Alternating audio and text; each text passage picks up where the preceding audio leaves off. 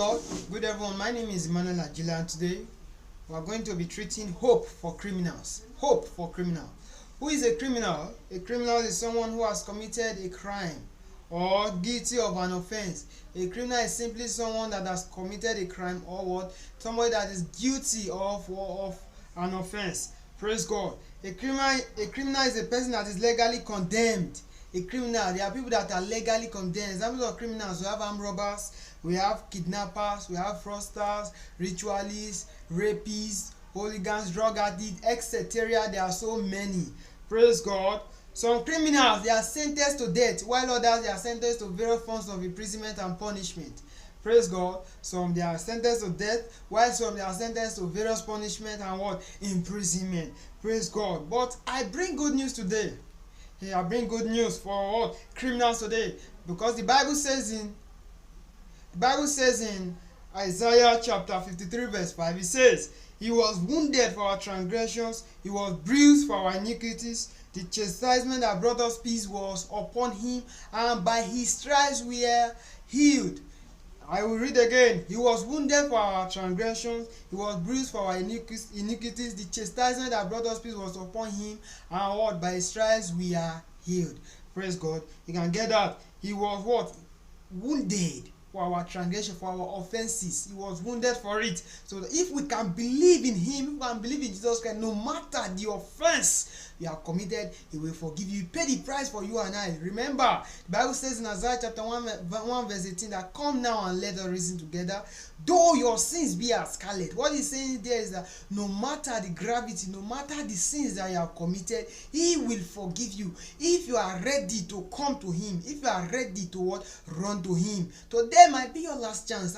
Today might be your last chance. Remember, the Bible says in Proverbs 27 verse 1 that, "Boast not thyself of tomorrow." Praise God. And in Luke chapter 23 from verses 39 to 43, we were told of a story of two criminals that were hung with Jesus Christ. They were crucified with Jesus Christ on the cross of Calvary. Praise God. And the two of them, they had lost hope because they had been sentenced to death by crucifixion. But one of them found hope in Jesus Christ, and he was saved. Jesus Christ told him, "Today you will be with me in paradise," because he believed in what? Jesus Christ. You also, as a criminal, if you can run to Jesus Christ today, wow, I bring good news to you. You will be saved. Remember, Jesus Christ said that he didn't come for the righteous, but he came to call the sinners to repentance. He came for you. He came for I. Praise God. So if you can believe in Jesus Christ today, you'll be saved. Remember that the criminal, he was saved at the point of execution. You might be in the prison yard right now. Tomorrow might be your day of execution. Today might be the last chance for you to watch this kind of a video.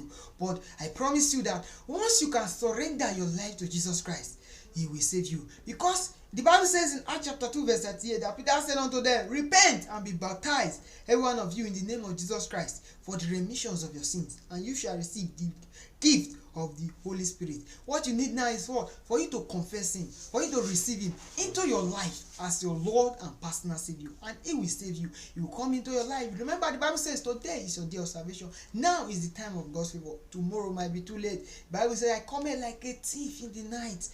We see, after the end of all these your criminal activities, where do you think you are going? If you die now, where do you think I'm going? You are going to hell. But if you can confess him into your life as your Lord and personal Savior, he can give you a brand new chance, a second chance. He will give you for you to make all amends. And if you have been executed, he will give you what? Room for eternal bliss. He will give you room for you to make heaven. Why don't you confess him today? So if you have decided to accept Jesus Christ, your Lord and personal Savior, why don't you cry to him?